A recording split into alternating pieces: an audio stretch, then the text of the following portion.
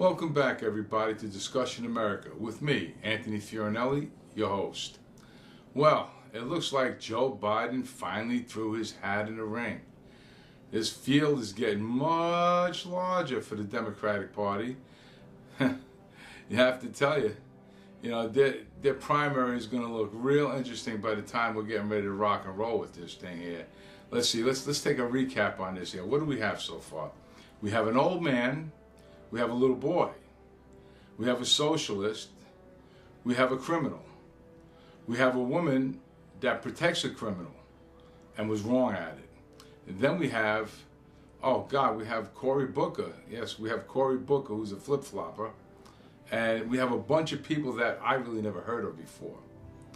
So what does this mean for us, the Republican side? What this means for us is this. Is that the Democratic Party don't have a chance at this if they don't have somebody that can stand up to Trump. And what I can see right now, all they do is bash Trump. Not one of them really talk about the true issues that face the American people these days. All they talk about is they're going to give this away for free, they want to give that away for free. But the only way they talk about paying for this is they're going to raise taxes on the rich, and then on the back end of it, they say, well, we're also going to have to raise taxes on the working class people that earn over a certain amount of money. But what they don't realize is that, I'm sorry, this is my thinking, and believe me, I'm not rich in any stretch of the imagination, and it really doesn't affect me if they raise taxes on the rich, but it does affect most of the people that have jobs, because what's going to happen is that you raise taxes heavily on corporations. If you raise taxes on the wealthy, they're going to take their business elsewhere where there aren't many taxes. The taxes aren't so high, because their first responsibility is to their investors. Bottom line, they're beholden to their investors. They're beholden to the people that pull the purse strings. So if their bottom line isn't met, it's the CEO's head is on the chopping block. And I'm sure he likes his cushy job. So he wants to keep his cushy job. So once the politicians start messing with the bottom line, he's going to have to scramble to do what he has to do to make sure that his bottom line isn't destroyed. And if that takes moving out of this country and taking all the jobs that go along with that country, with that company, he's going to do so. As long as the product is manufactured, he doesn't care where it's manufactured, as long as the bottom line is met. The Democrats seem to have a problem understanding that. That's why they have a problem understanding that the mandatory $15 an hour wage is going to actually hurt the job market and not help it. Think about something here. I want you to think about who gets paid the $15 an hour or the minimum wage. It really shouldn't be the person that's raising or supporting a family of four. Those jobs, primarily your pizzerias, your delis, those are meant for kids, students, high school students, college students, part-time jobs that when they come home from school they can work, earn a few bucks so they can have money for the movies or for books or for what they need, take their girlfriend out on a date. Those jobs are not meant to support a family on. Those jobs are meant to teach a kid how to work his money, how to budget his money, how to be responsible with money. That's what those jobs are for. Neighborhood stores.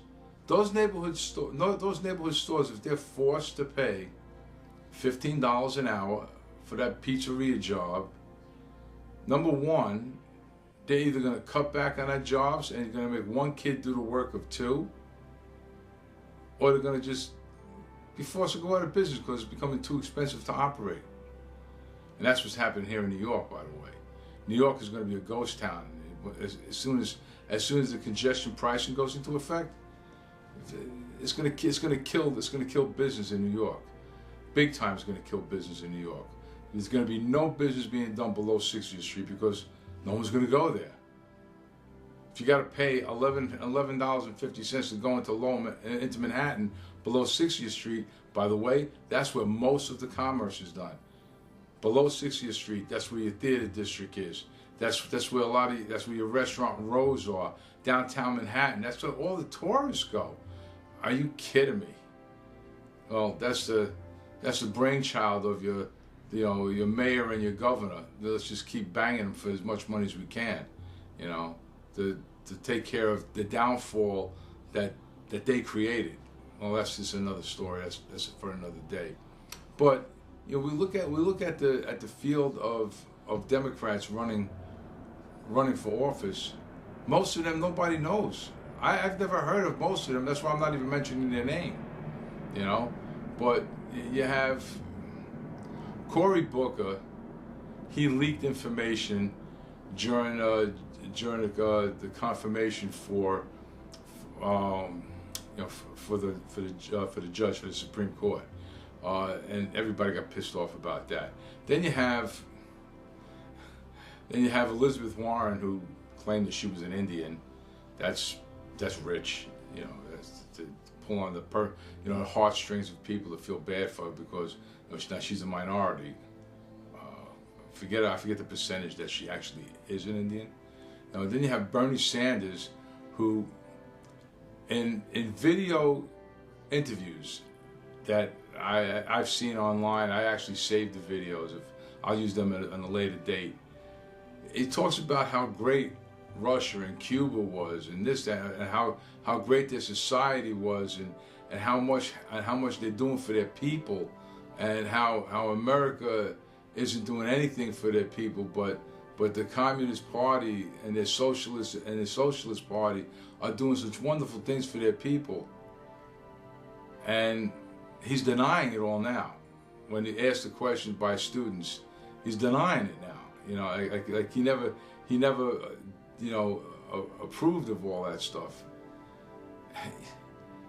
Two-faced, lying, and he's a communist, a socialist at best, a communist at worst.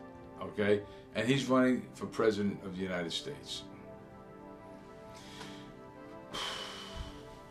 I mean, the political turmoil that this country is in, with not only the Democratic Party in the throes of craziness that it's in, with some of the laws that it wants to pass, 16-year-olds voting. 16-year-olds voting. They're shoving Tide Pods in their mouth for YouTube, for challenges. You want them to vote? You want them to vote for president? Please. Please. They can't decide what school they want to go to, what their major is going to be, but yet you want to give them the power to vote, to decide who's going to run the country, or mayor, or governor, or dog catcher of their town. You're going to give that kind of power to a 16-year-old. There is a reason why, by law, they're not allowed to sign a legal document. Because they're not mentally mature enough to make any kind of legal decision. But yet you, the Democrat politicians, want to give them the legal right to vote. You're out of your damn mind. As well as give the rights to convicted felons to vote. When you're a convicted felon, you lose all your rights. You're a convicted felon. You broke our law, our most serious laws. That's why it's a felony. Are the Democratic politicians that desperate for votes that they're willing to give convicted felons the right to vote from prison? How desperate are you? Is your party in that much trouble that you have to try to get a 16-year-old to vote or a convicted felon to vote?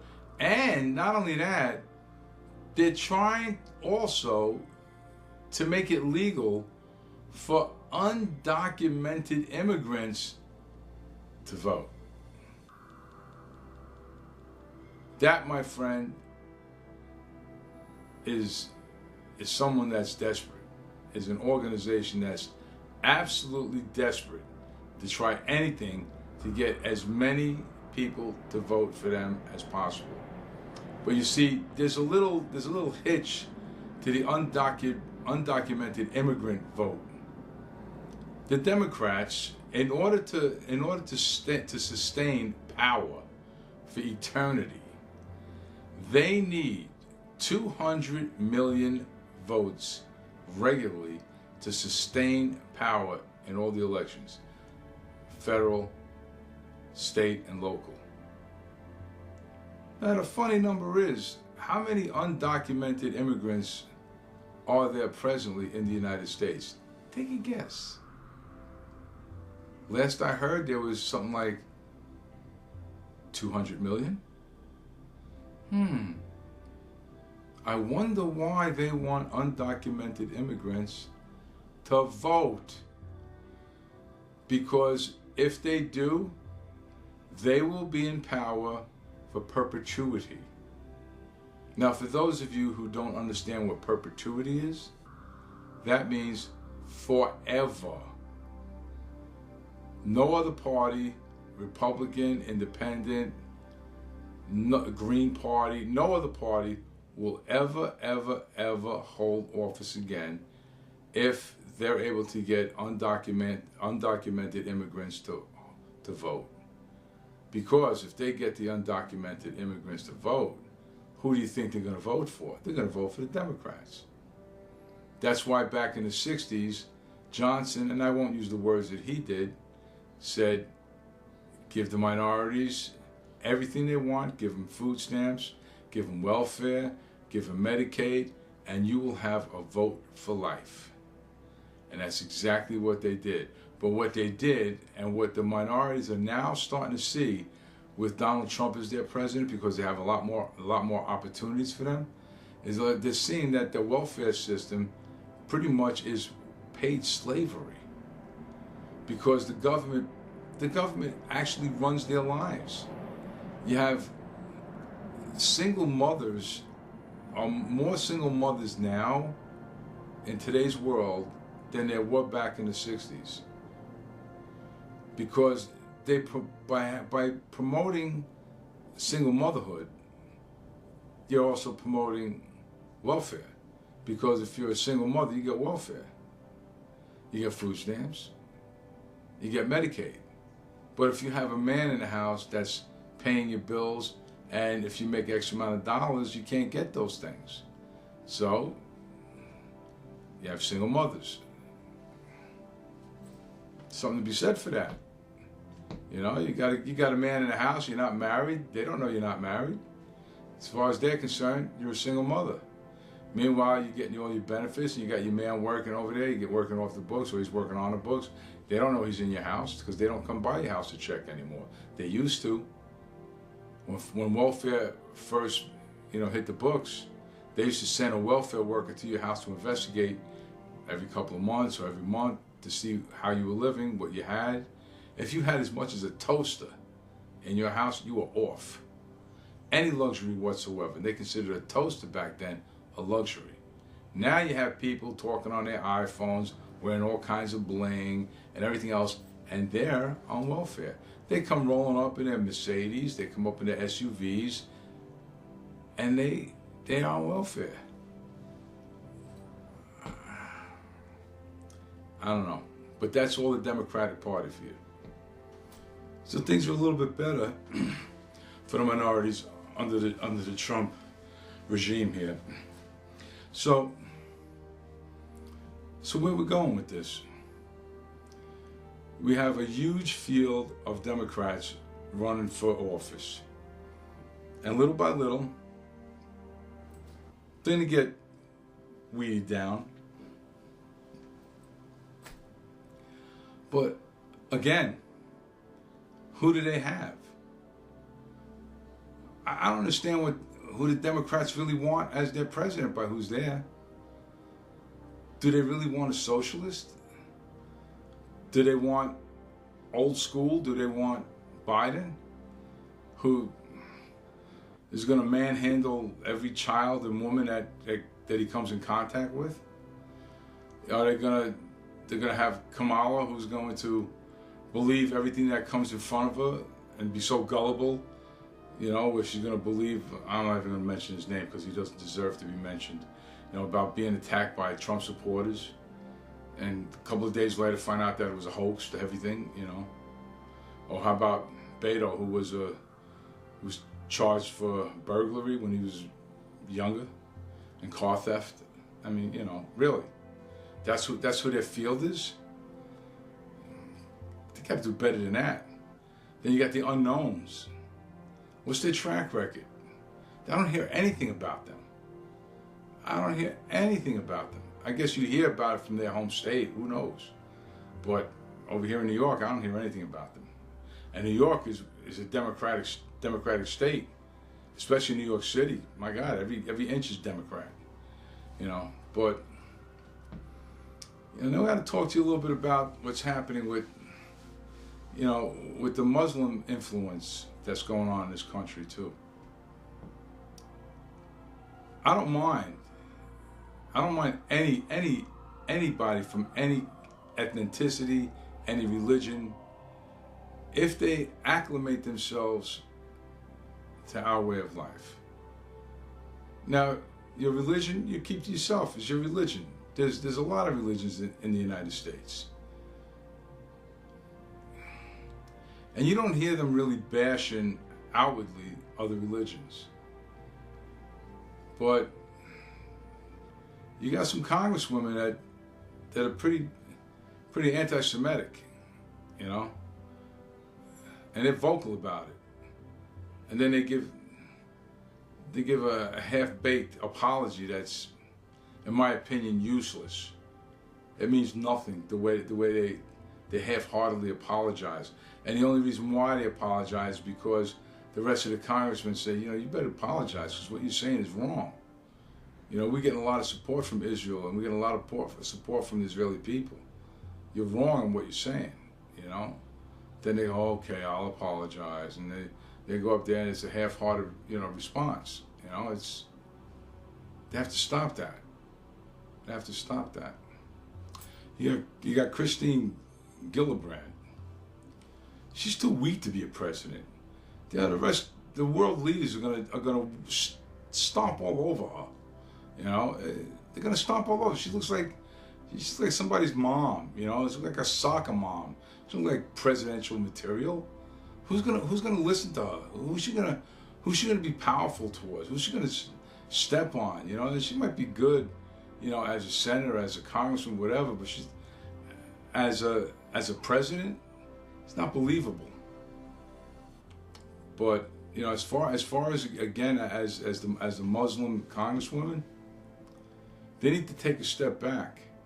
But you watch, 15, 20 years from now, if the pattern continues the way it's continuing,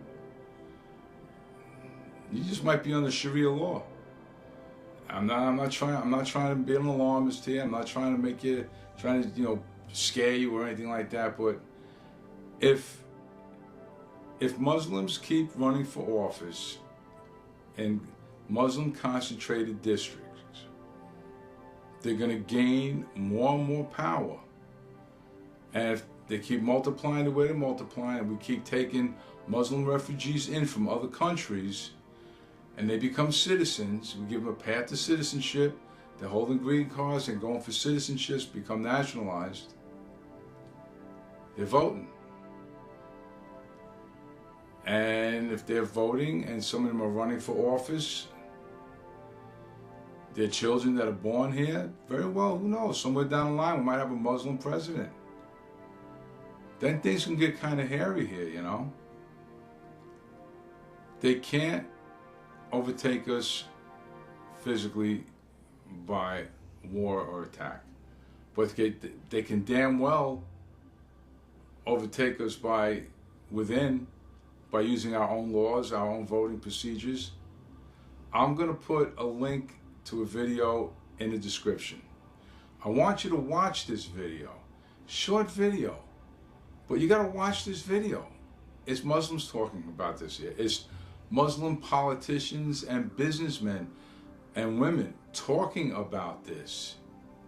What I'm talking about is something that you really have to think about. But I'm pretty much done. I just talked a little bit about who's running for the Democratic nomination for their party, and I think Trump is going to have a cakewalk if this is the field.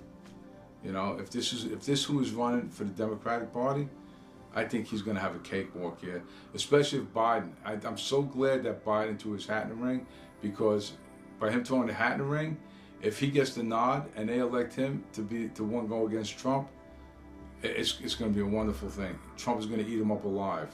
If he thinks that he's without issues and he's going to just stomp all over Trump, he's got a case coming, because that's not going to happen at all.